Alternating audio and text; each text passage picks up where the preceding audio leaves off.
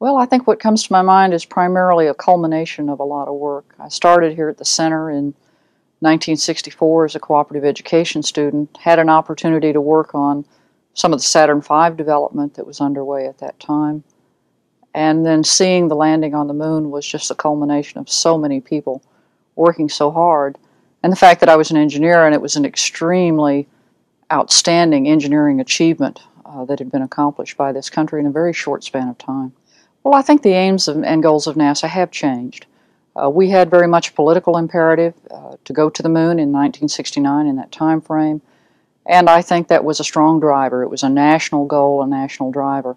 I think the nature of NASA has changed. What the moon landing did was essentially open up the world of space and of the lunar surface for things like science exploration, which then I think now is more the current focus of NASA. We're looking at how do you now utilize space? What is the basics of science in low gravity? And it has essentially been that visage which NASA has had in the near term, and it has for the future. So we've essentially got a new research platform in space. So it has changed its nature. It was an extremely exciting time for us. When I look at the video that comes down now from our missions and think back on what that downlink looked like for the Apollo moon landing, I think of how far we've come. But at the time, it was just so overwhelming to think of those signals coming from the moon and that those were people from the United States putting foot out there. It was as much an emotional experience as it was anything else. It felt like a big weight had come off, but yet it also felt like that was a starting point for us, not an ending point. Well, it was different. As you might imagine, the NASA of that time was white shirts and crew cuts and black ties, narrow black ties, which I obviously didn't qualify for any of those or want to be involved in that. But there were some other pioneer women engineers at the center. So we kind of adopted each other and worked together. And it was a lot of hard work, but there was a lot of hard work to be done. So as you were a member of that team, I never really felt any differentiation. It was going in and getting the work done just as good as you could do it.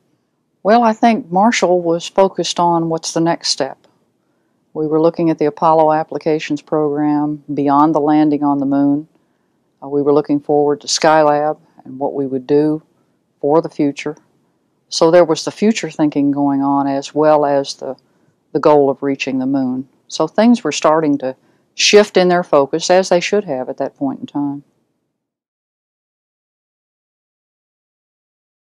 I never met him personally. He was the center director when I was here, and it was more a presence of a spirit as a worker down in the lab and getting my hands dirty all the time. Didn't have an opportunity to interact with him. But his vision was clear. Everyone knew what it was that he wanted, and he was basically the agency for us at that point in time. Well, we certainly knew about it. People were informed, and those were things which you watched as we currently watch the nightly news every day. But they were not things that you felt like intruded on your world. We were in a very special place at a very special time and contributing to a very focused and special effort. And I think the outside world didn't penetrate to the degree that it probably does today. So it was a different feeling. You knew those things were going on, but somehow NASA had become such a family that was all tied within ourselves, and we had such a focus and such a goal that those things just didn't interfere with the way we did work or how we did our work or what we did. I think communication was a big part of that. I think people really talked to each other. I think we had good, crisp ways of coming to grips with systems engineering, making sure all the pieces went together. Everyone understood the job. We had clean interfaces. If you look at the Saturn V and how it was built, there were clean interfaces between each stage. Everyone knew what their job was, and they went and did it. It was a time that there was a lot of experimentation. There was a lot of new area being looked at and being explored, both in design and the operations and the activity of how you go about doing spaceflight. But it was all a very successful time period as well, and the mistakes were very few. My first job at Marshall as a cooperative education student, I was 18 years old, had never seen a computer. We were still using slide rules in school. We didn't know anything else at the time.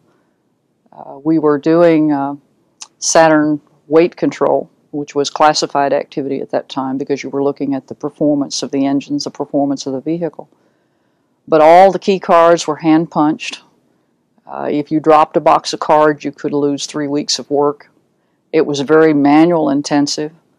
The computers that we dealt with were huge, filled rooms, and they would do now probably much less than any handheld calculator you could buy from any store.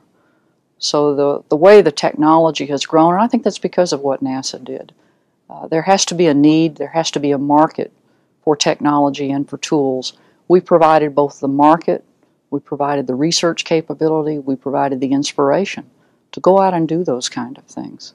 So the world has changed tremendously. I thought it was wonderful when I got a manual calculator that would add numbers on my desk, and things just got better.